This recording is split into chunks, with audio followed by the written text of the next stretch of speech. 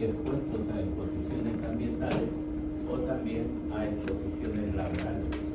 Este capítulo de patología ambiental se refiere más a lo que es hoy en día lo que se conoce con el nombre de medicina ocupacional, ¿no? Antes no existía esta especialidad, hoy en día sí, y precisamente los que se dedican a esta especialidad en cierta forma o entre comillas van a tener un puesto asegurado, porque por ley todas las empresas de cualquier tipo, ¿no?, que tengan un determinado número de trabajadores, que tienen la obligación de crear su área de salud ambiental. Usted tiene que ser dirigido por médico, ¿no?, definitivamente. Entonces, en eso, prácticamente cada empresa se asegura de que un médico sea el que esté atendiendo y dirigiendo a todos los problemas que presenten sus trabajadores. Y en cierta forma, por eso le digo, hay un puesto asegurado, hay algo que sigue en esta especialidad. En todo esto, nosotros tenemos que tener en cuenta que estamos expuestos a exposiciones ambientales, comenzando con el hogar, los venenos del hogar, ¿no?, los raticidas, jabones y lejías, fármacos, pintura, antibióticos, analgésicos, estimulantes, hormonas y el alcohol etílico y los sedantes. Todos estamos expuestos a ello, ¿no? Y si hay medicamentos o productos de limpieza que se guardan en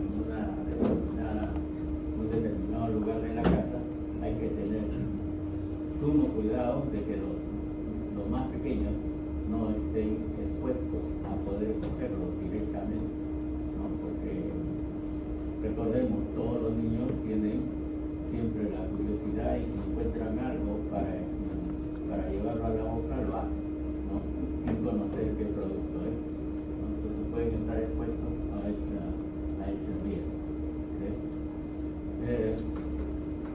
Y ni qué decir con los raticidas, ¿no? Algunos por equivocación pueden coger frascos de ese tipo de elementos y lo pueden ingerir. Pero no solamente con ellos, también pueden tener con este cuidado, incluso en la misma práctica profesional, ¿no? No sé si les conté a ustedes el caso de 5 bebés que habían nacido en la maternidad de Lima y los 5 murieron en la misma fecha y casi a la misma hora, ¿no? Entonces, se llegó a la investigación, sobre todo los padres pidieron investigar esa causa, porque no es casualidad de que se mueran 5 niños a la vez y casi al mismo tiempo. Dada la investigación, se encontró que como los niños tenían que tener un tratamiento sobre un aspecto de deshidratación que habían pasado, ¿no?, justo al momento de nacer, se le debería aplicar los electrolitos, ¿no? Ustedes van a conocer de que los electrolitos se aplican de acuerdo a miliequivalentes, ¿no? Y esos miliequivalentes los tenemos que conocer, ¿no? Por ejemplo, el cloro y el sodio pasa de 100 miliequivalentes que deben estar normalmente en nuestro organismo, y el potasio es el que menos cantidad de miliequivalente debe tener. Entonces, en esa investigación se logró deducir de que hubo un error de darle la dosis, en lugar de darle la dosis correspondiente al sodio, le pusieron esa dosis en lo que respecta a potasio. Se equivocaron de frasco. Entonces, más de 100 miliequivalentes de potasio se le puso a estos bebés así, continuo. ¿No? estar más de 5.000 equivalentes en nuestro organismo, porque da falla cardíaca de inmediato. Y que se imaginan 100.000 equivalentes, lógico, le dio un paro cardíaco a cada uno de estos dedos, ¿no? Entonces, la investigación resultó en esa forma un error en quién había administrado la dosis respectiva a cada bebé, ¿no?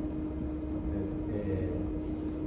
sentenciaron, en este caso era un auxiliar de enfermería la que había aplicado, sentenciaron a la auxiliar, sentenciaron a la enfermera, que es la que debe verificar la dosis del medicamento, sentenciaron al médico tratante, al pediatra, ¿no? Y también al patólogo. ¿Por qué razón al patólogo? Porque en la maternidad, cada niño que fallece se le hace su autopsia, ¿no? Antes no era obligatorio pedir la autorización a la mamá o al papá, sino que se hacía para ver la causa de muerte, ¿no? Hoy en día ya se cambió este sistema. Necesariamente tiene que haber autorización del padre o la madre, siempre el familiar directo, ¿sí? Entonces, en esa también el patólogo fue sentenciado a todos 5 años de prisión, ¿okay? Y a los profesionales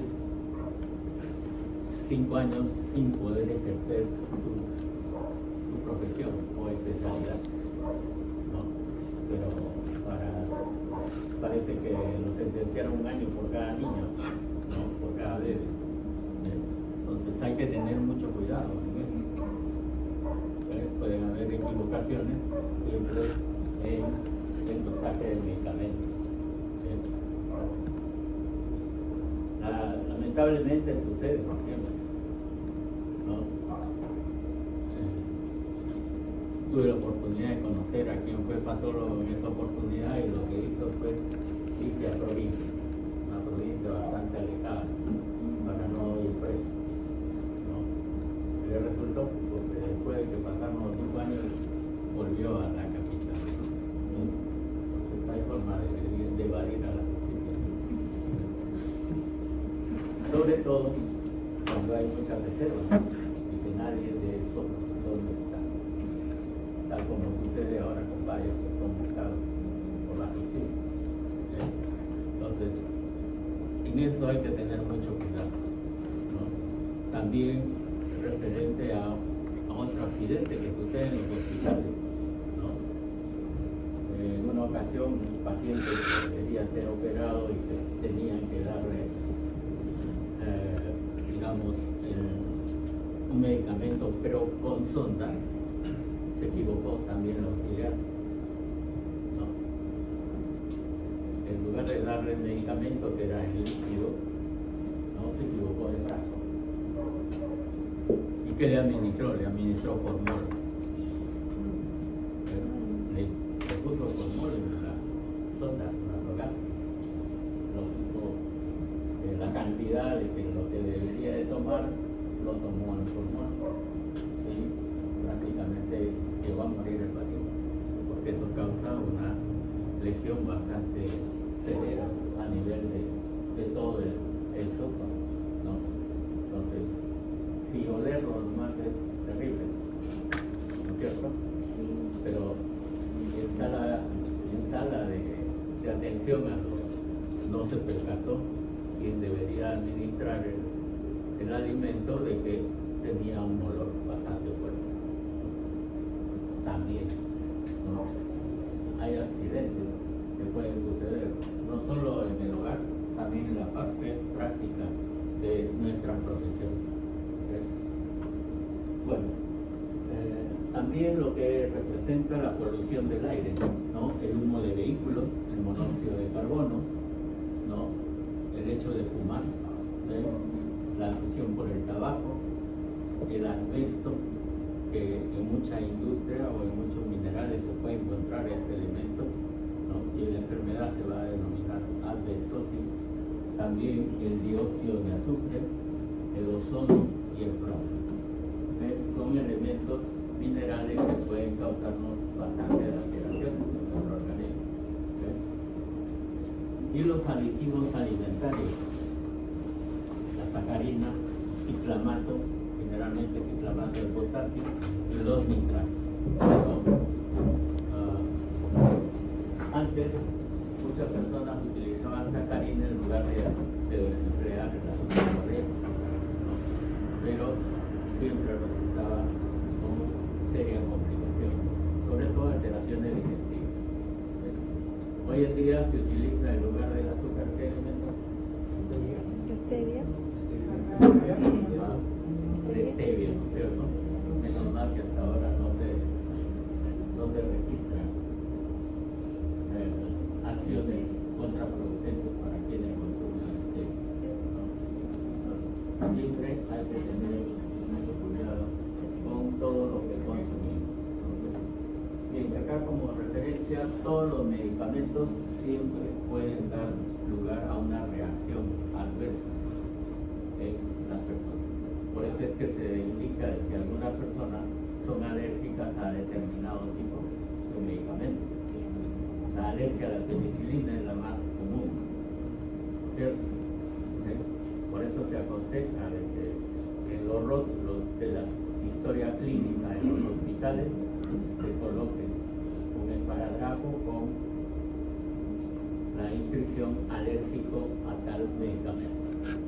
No siempre. Entonces, quien ve la historia y que está en la parte de afuera de ese rótulo, tiene que tener mucho cuidado de no indicar ese medicamento. También pueden ser alérgicos a algunas sustancias que son de tipo antiinflamatorio, ¿no? Entonces, también, en este caso, vemos acá un ejemplo de lo que es la alergia a la penicilina, a la tetraciclina, que es un antibiótico que muchos utilizan también para ciertas infecciones.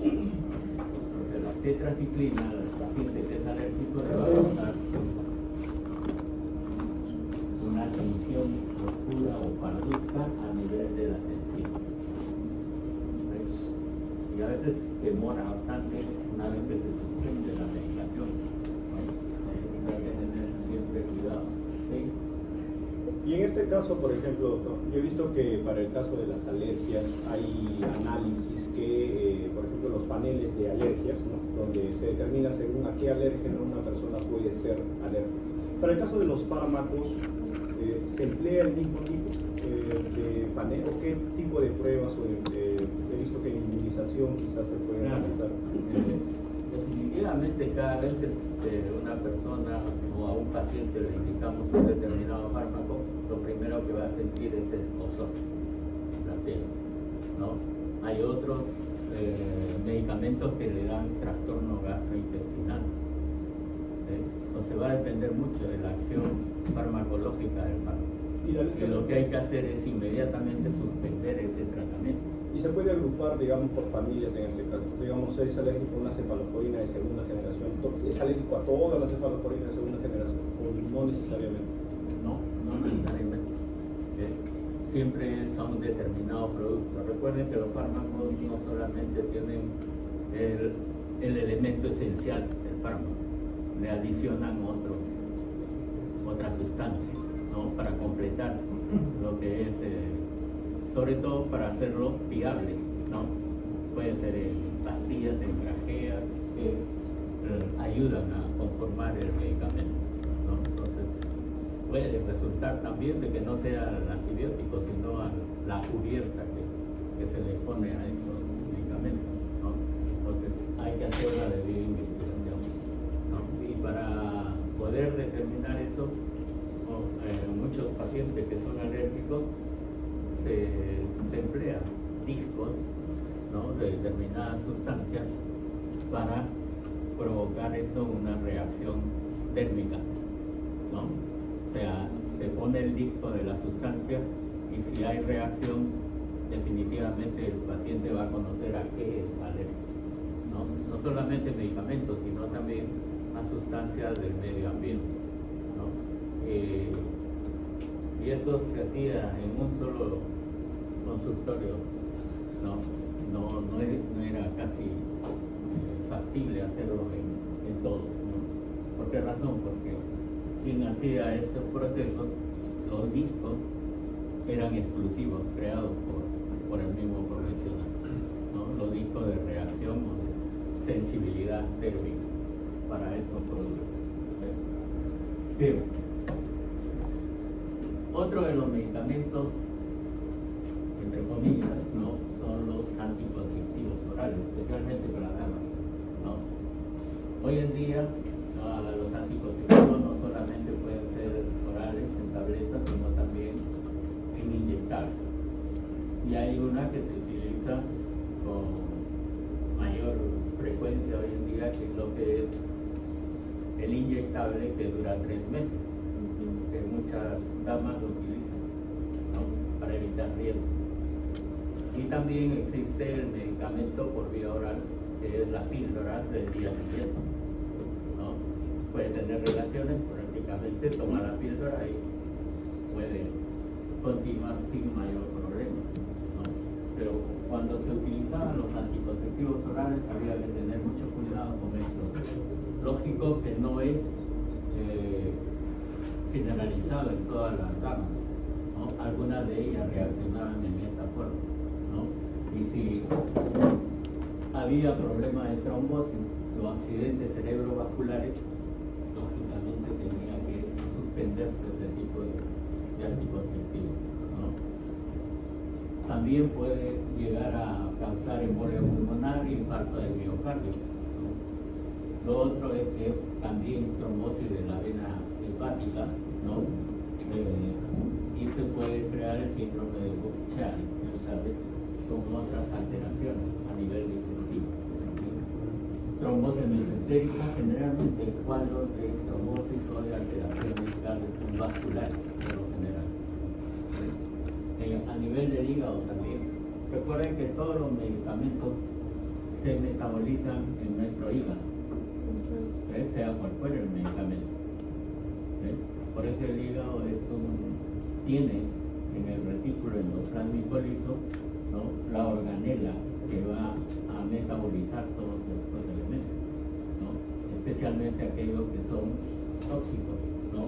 Entonces puede ocurrir una ictericia colestática, adenoma hepático y litiasis vírica. El adenoma, conocen ustedes, es una neoplasia benigna de hígado, puede estar presente en el uso de estos anticonceptivos orales. Pero siempre con todo medicamento tener el máximo cuidado, ¿no? El máximo cuidado sobre todo para administrarlo en la dosis que se requiere, ni más ni menos, porque si le dan menos no va a tener resultados, ¿no?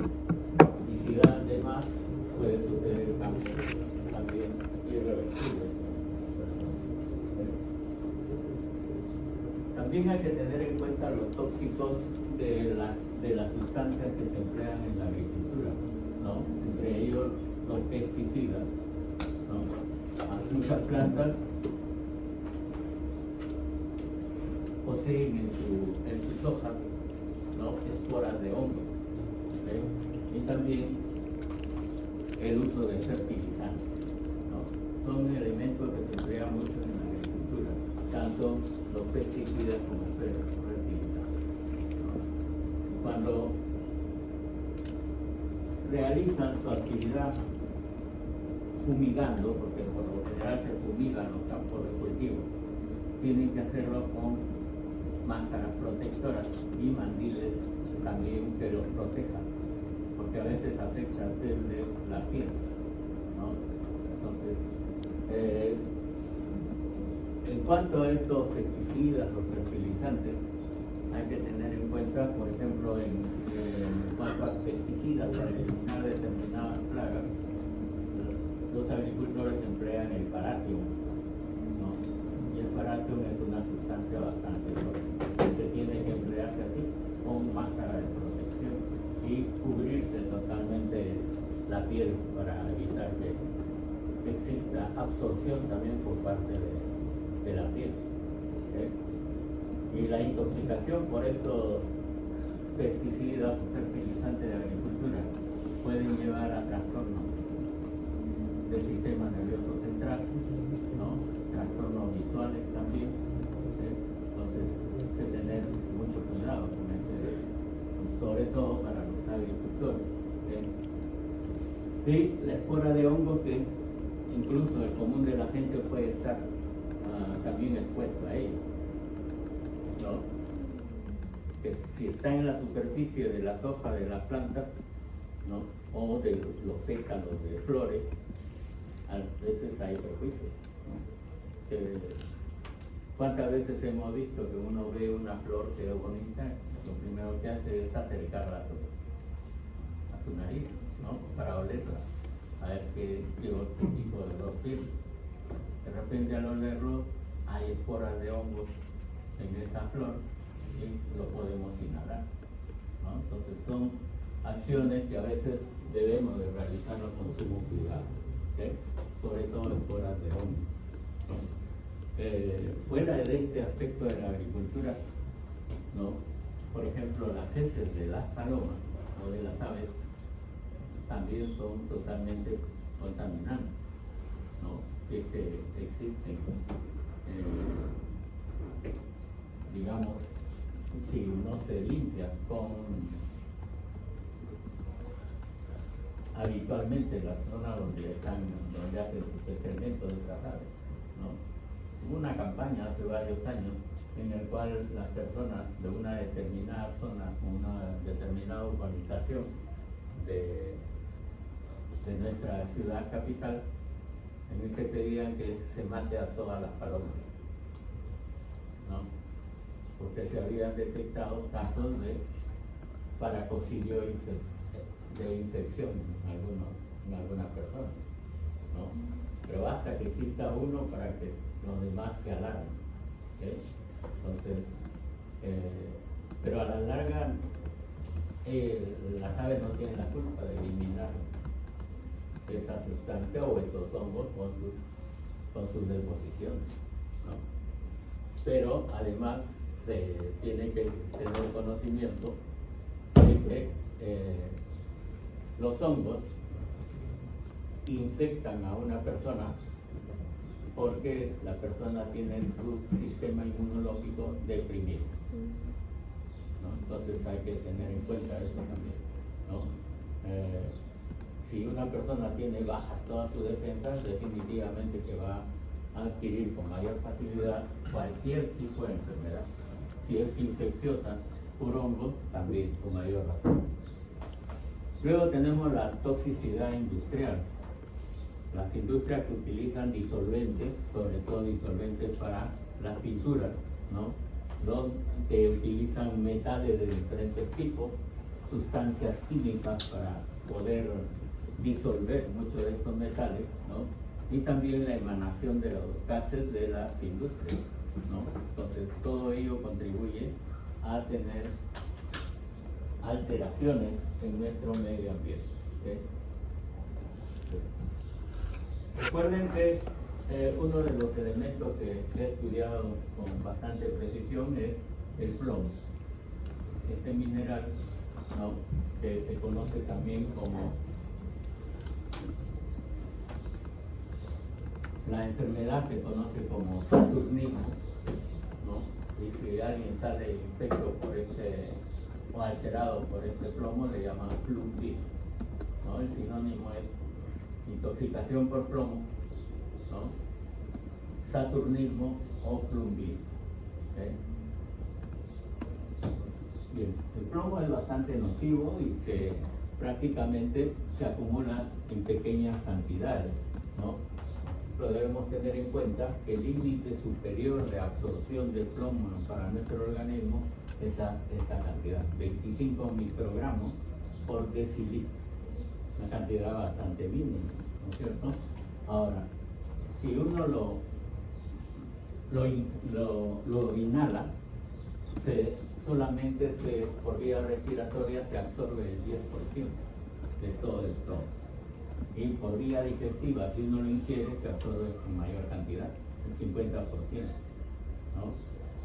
Y del total, el 80% se va a acumular en la epífisis de los huesos largos, ¿no? Tanto miembros superiores como miembros inferiores. Entonces hay que tener en cuenta esa intoxicación por plomo. ¿Y en qué elementos hay plomo? Bueno, la acción tóxica es que altera las enzimas de nuestro organismo y desnaturaliza la proteína. La enfermedad se denomina también plumbismo. ¿Okay? ¿En qué elementos habrá plomo?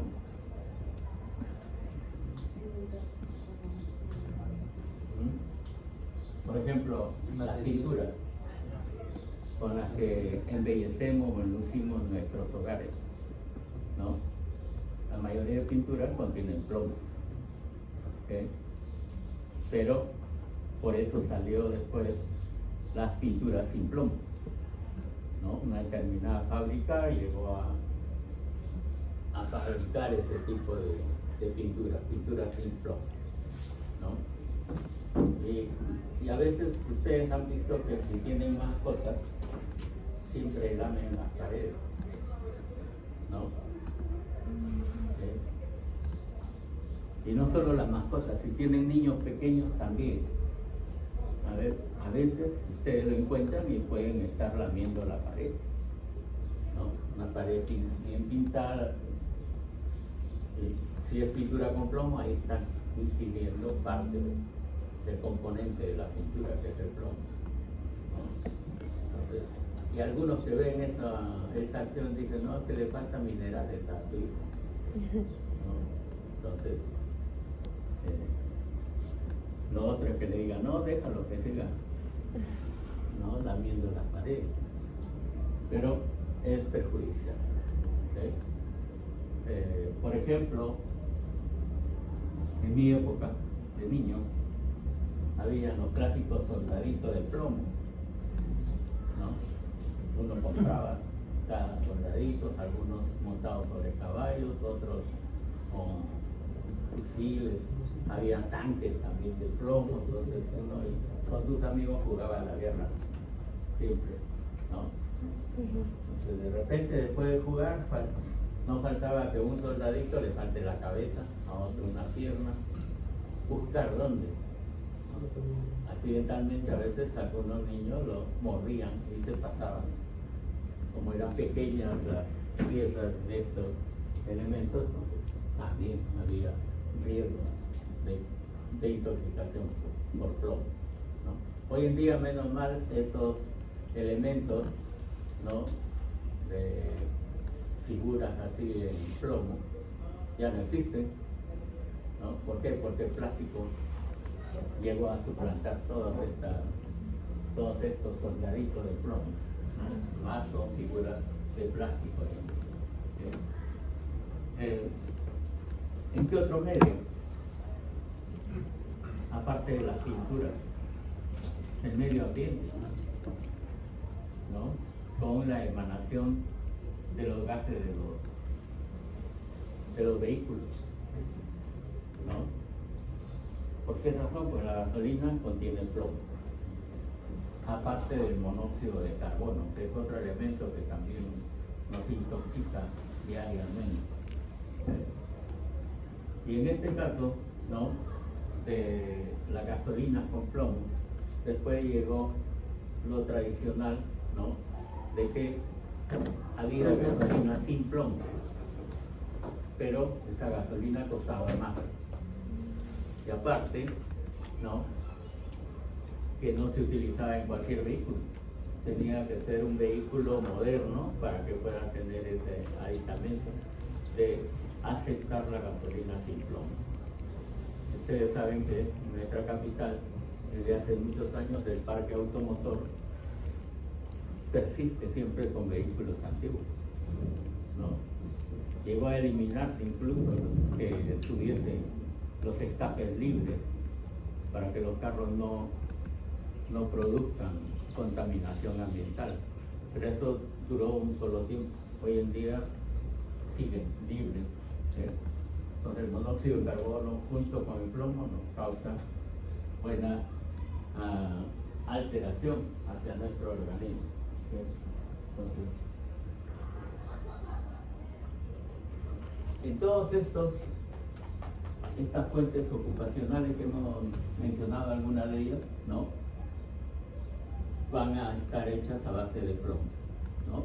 Las pinturas, la quema de baterías, los elementos impresos, ¿no?, los periódicos que antes se utilizaban y se leían diariamente.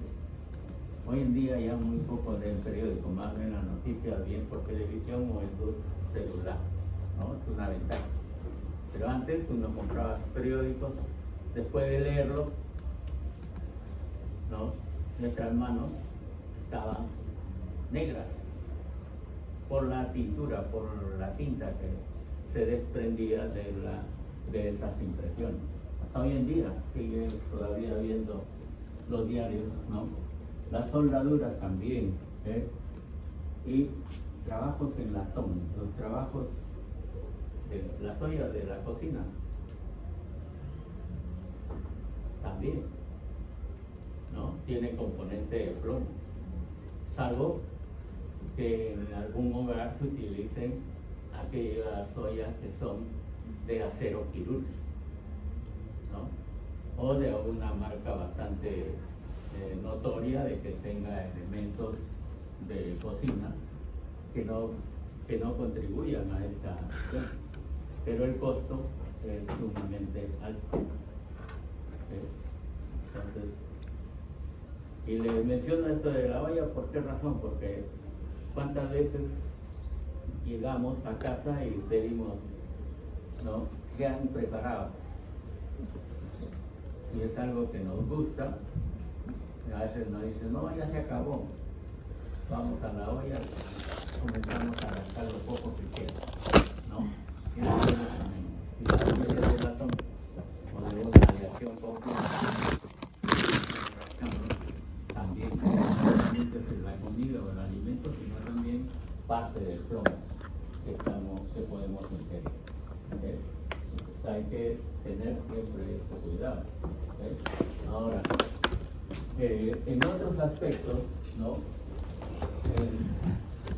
lo que es no ocupacional, podemos tener alimentos que son envasados en recipientes con plomo. Si son latas de conserva, por ejemplo, hoy en día se estila de que las conservas tengan una cubierta de pintura en su interior, pero una pintura que no se desgaste ni que tenga tampoco plomo, ¿no? Porque si es lata sola, es muy probable que tenga también plomo, ¿no? ¿En qué otras circunstancias, no? Los licores de dudosa procedencia, ¿no? Aquellos licores que se preparan en alambique. El alambique es de metal, puede tener plomo en su estructura, entonces los licores van con algo de cantidad de plomo para ser ingeridos. Entonces hay una serie de elementos que no puede llegar a contaminar. ¿Y qué alteraciones podemos tener en el plomo? O la intoxicación por este elemento. Puede haber alteraciones hematológicas que lleven a ocasionar una anemia hemolítica en el paciente, ¿no? La destrucción de los hematíes en forma progresiva, ¿no? Y esa anemia hemolítica prácticamente sí, hipercrómica y también microcítica, ¿no? Hipercrómica porque va a dar la apariencia de que los hematíes están más coloreados, ¿no? Y la razón es que se vuelven más pequeños, por eso es una anemia microcítica. Cuando son pequeños no van a tener la adecuada cantidad de hemoglobina para poder ser empleada en nuestro organismo, ¿no? Ahora, eso se puede detectar en un hemograma, ¿no? El estudio bastante detenido de un hemograma va a indicarnos a veces que el paciente puede tener esta intoxicación por plomo. Y lo que se encuentra en los hematíes es un pulseado basófilo, ¿no? Entonces ven los hematíes que tiene puntitos en el interior que no debe tenerlo. Si son de color morado, ¿no? correspondiente a que está prácticamente el paciente con intoxicación por este elemento. También puede dar alteraciones a nivel del sistema nervioso central, desde leves alteraciones, sobre todo en la percepción, hacia lesiones totalmente sensoriales y motoras del organismo. Entonces hay que tener cuidado con el daño a nivel del sistema nervioso central. Y en casos graves puede causar convulsiones, cuadro de psicosis también en el paciente, ¿no? Entonces, tengamos siempre el cuidado con estos elementos. A nivel del sistema digestivo puede provocar el clásico cólico saturnino. ¿Okay? Y hay que tenerlo presente. ¿Por qué razón? Porque el cólico puede ser producido por muchas entidades, ¿no es cierto? Una intoxicación digestiva por otra sustancia o por el mismo alimento, ¿no? Puede darle un cólico abdominal. Por eso el cólico abdominal se conoce con el nombre de abdomen agudo, que debe ser diagnosticado adecuadamente en las emergencias, ¿no? Lo que sabemos más que el abdomen agudo se presenta con mayor frecuencia en los casos de apendicitis, ¿no? Ese es un clásico abdomen agudo. Por eso, cuando ustedes lleven semiología, ¿no? Le van a indicar, el abdomen agudo es un síndrome, ¿no? ¿Por qué no una enfermedad? ¿Qué diferencia habría entre síndrome y enfermedad?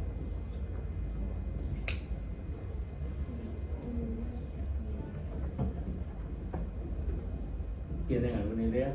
Síndrome es un conjunto de síntomas y signos. ¿Cuál?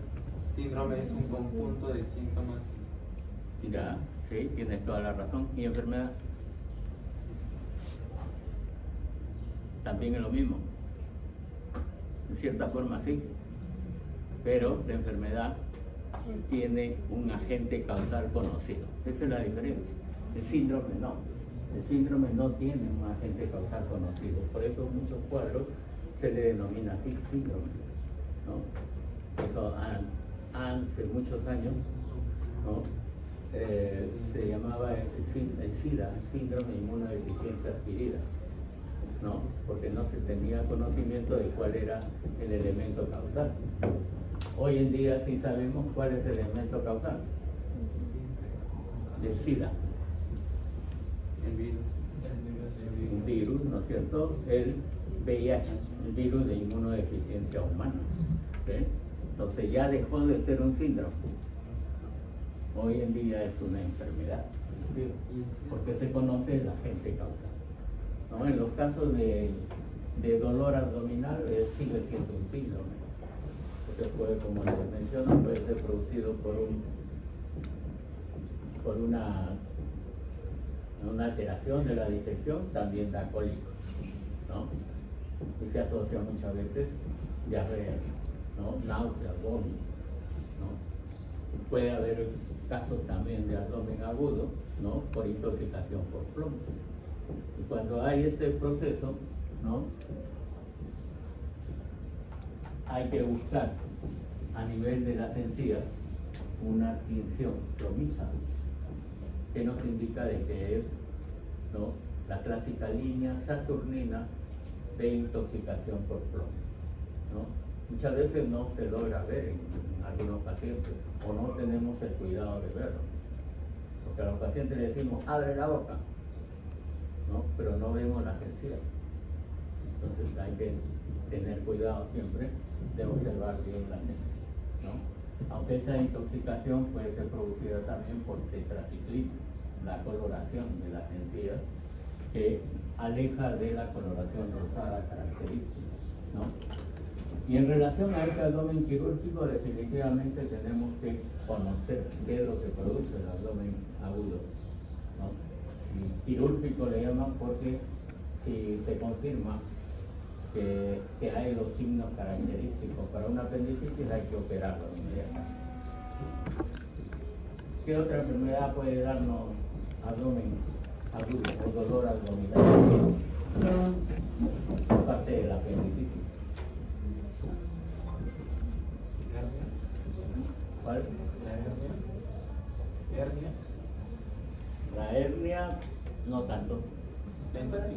plomo también. ¿Mm? La intoxicación por plomo también. Intoxicación por Plomo por dolor. claro, de hecho, definitivamente la intoxicación por plomo puede dar abdomen agudo, ¿no? Que hay que descartarlo de que sea operable, ¿no? O que sea quirúrgico, porque el dolor agudo de la intoxicación por plomo debe darse tratamiento, no operar. ¿Okay? Por ejemplo, la colecistitis también da abdomen agudo. ¿Okay? Un cólico renal también da abdomen agudo. ¿Okay? Y el cólico renal es producido por... Una piedra. ¿Por qué? Cólico renal, Piedra. ¿cómo se llama? Cálculo renal. Así es, por cálculo renal, ¿no? Bien, el cálculo renal, conforme va descendiendo a través del uréter, causa dolor, ¿no? Entonces el paciente o el organismo trata de eliminar ese cálculo y desciende progresivamente, siempre y cuando sea del diámetro de los uréteros, pero que si es más grande no. Entonces cada vez que pasa un cálculo de ligeramente del tamaño o menos del diámetro del uréter, en su descenso causa dolor, ¿no? Y aquellos que padecen de ese dolor por cálculo, es un dolor que no lo soportan, ¿no? Entonces a veces hay que agradecer no tener ese tipo de alteración, ¿no? Y el dolor sigue mientras siga descendiendo el cálculo, hasta que lo elimina. Ahí recién pasa el dolor. Por eso el cálculo renal también es un diagnóstico diferencial de abdomen agudo. ¿Sí? Entonces, hay varias entidades que hay que tener en cuenta. ¿Sí? Luego, puede haber alteraciones a nivel del sistema urinario, sobre todo cuadros como nefritis. Algunos señalan el síndrome de Fanconi, ¿no? Síndrome de Fanconi, que tiene las siguientes características: glucosuria, aminoaciduria y fosfaturia, ¿no? Estos elementos no deben estar en la orina. Entonces se le hace el examen de orina y usted va a encontrar glucosa en la orina. De repente, por eso hay algo, piensan que es diabetes. Pero no solamente tienen glucosa en la orina, sino también aminoácidos presentes en la orina. Y fosfatos, ¿no? Entonces, fosfaturia se la denomina así. ¿Sí? Entonces, si ustedes completan ese trío, van a encontrar que es un síndrome de Fanconi, ¿no? Bien, este es el cuadro de lo que hemos mencionado. Este cuadro lo tienen ustedes en Robbing, ¿no? ¿Sí? Las alteraciones o las fuentes profesionales u ocupacionales también, ¿no? Y todas las alteraciones que se producen en intoxicación por plomo. ¿Sí? Bien, el otro elemento que es bastante dañino también para nuestro organismo es el monóxido de carbono, ¿no? Cuya abreviación conocemos que es CO. ¿Sí? Ahora, definitivamente el monóxido de carbono es un gas que no tiene color, tampoco tiene sabor y además es no irritante. ¿Sí? Por eso es cuando uno observa de que hay liberación de los gases en lo que concierne a los vehículos, ¿no? Entonces se elimina, uno ve el humo, pero no logra determinar qué olor tiene ese humo, ¿no? A veces prácticamente tenemos que cuidar esto. El monóxido de carbono es, en cuanto a competición con el oxígeno por parte del hematil o de la hemoglobina, al verse entre anhidrido o monóxido de carbono y oxígeno, prefiere al monóxido de carbono, es más afín, el monóxido de carbono hacia el oxígeno, hacia la hemoglobina, en lugar del oxígeno. Por eso es que cuando una persona está expuesta al monóxido de carbono, su organismo se va a ver mucho más alterado, ¿no? Porque no va a tener la cantidad de oxígeno necesaria. Por eso es que algunos de estos pacientes, ¿no? Pueden llegar a hacer una hipoxia sistémica, falta de oxígeno, le falta el aire, ¿no? Eso se da hasta prácticamente cuando llega a un 20 a 30% de saturación de los hematíes por este elemento. Y si esa saturación llega a ser mayor, 60-70%, prácticamente el sujeto puede morir, ¿no? Hay inconsciencia, pierde la conciencia prácticamente y muere, ¿no? ¿Cuántas veces han leído ustedes o han escuchado la noticia de que una determinada persona se encerró en su vehículo, ¿no? Sobre todo en época invernal, cierra la ventana, todo, prende el motor para no sentir frío, y al día siguiente ya no despierta, sigue durmiendo, ¿no? Entonces prácticamente muere. ¿Por qué? Por la intoxicación por monóxido de carbono. Y eso se detecta porque el carro va a tener alteraciones en la conducción de la eliminación de este monóxido de carbono, ¿no? Parte de su tubería va a estar alterada y en lugar de eliminarlo al medio ambiente, lo envía al interior del auto o del carro, ¿no? Por eso es que pueden morir muchas personas con esa alteración, ¿no? Es algo similar a lo que sucede con lo del golpe de calor. Muchos aconsejan de que en tiempo de verano, ¿no? Uno no debe dejar a sus hijos en el interior del auto con las ventanas cerradas, ¿no? ¿Por qué razón? No es que se contaminen con monóxido de carbono, sino el calor mismo, ¿no? Ya eso se le llama golpe de calor, la alteración que se produce en el mundo. Y a veces les causa la muerte, definitivamente. Entonces, hay que tener mucho cuidado en ello.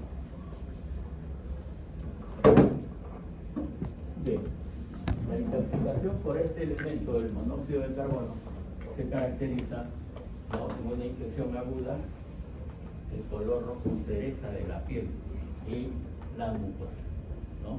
No es que esté chaposo el sujeto, sino que va a tener esa coloración roja cereza por la falta de oxígeno, ¿no? Después ya se vuelve la coloración violácea, ¿no? Hay alteraciones hipoxicas o falta de oxígeno a nivel del miocardio, en los túbulos renales y también en los hepatocitos.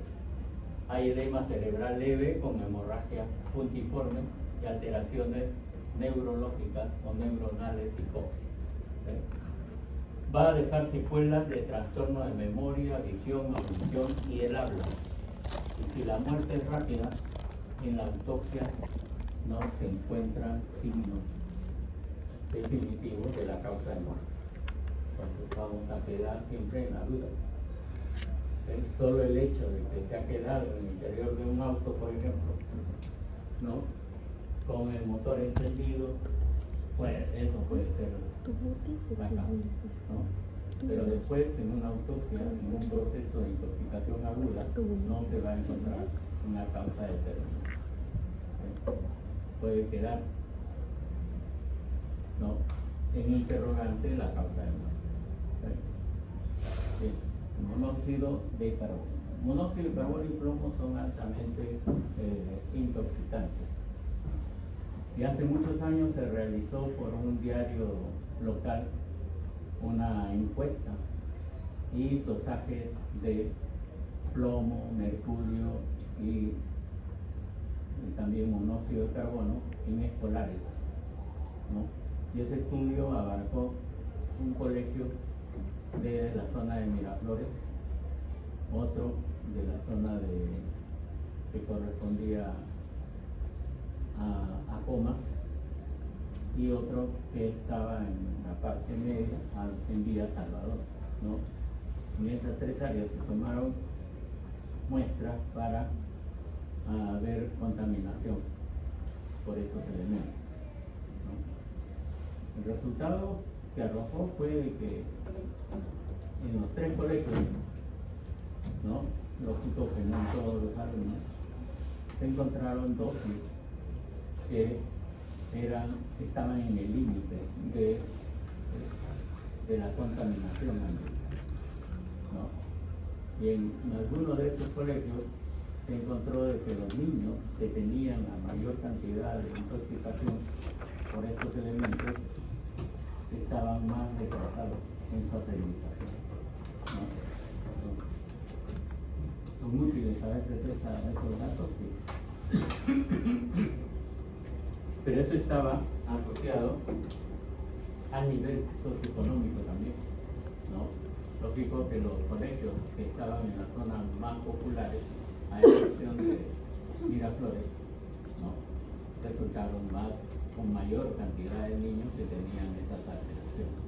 Miraflores también, pero en menos porcentaje.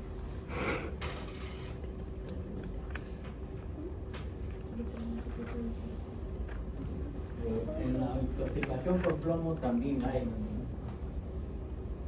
estados crónicos de ellos, ¿no?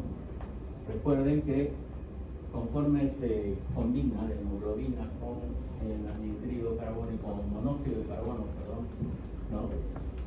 Forma un compuesto que es la carboxihemoglobina. Ahora, es bastante estable y desarrolla hipoxia, ¿no? Prácticamente de lento desarrollo, ¿no? A dosis baja. Conforme se va acumulando, esa hipoxia se va haciendo más notoria, ¿no? Recuerden que no siempre vamos a absorber toda la cantidad que nos puede hacer daño en un solo momento, sino que si esto es periódico, vamos a llegar a los límites superiores, ¿okay? A nivel del sistema nervioso central, alteración de los ganglios basales, de los núcleos lenticulares, también puede llegar a formar quistes a nivel del cerebro y puede haber una desmielinización de la sustancia blanca cerebral, ¿no? Recuerden que en la sustancia blanca están los axones, ¿no? Los axones ahí poseen la capa de mielina. Y si hay intoxicación por este elemento, prácticamente se va a anular esa capa de mielina. Por eso se le llama así desmielinización, ¿no? Por hipoxia puede ocasionar disfunción renal, hepática y también cardíaca, ¿no? Tres de los organismos o los órganos básicos de nuestra anatomía, ¿no? Y esta intoxicación puede dejar siempre secuelas en cualquiera de estos sistemas que estoy mencionando. ¿Bien? ¿Alguna pregunta hasta ahí? ¿Qué tema tienen ahora? Porque hay otra pregunta. ¿Ah? Me toca intoxicosis,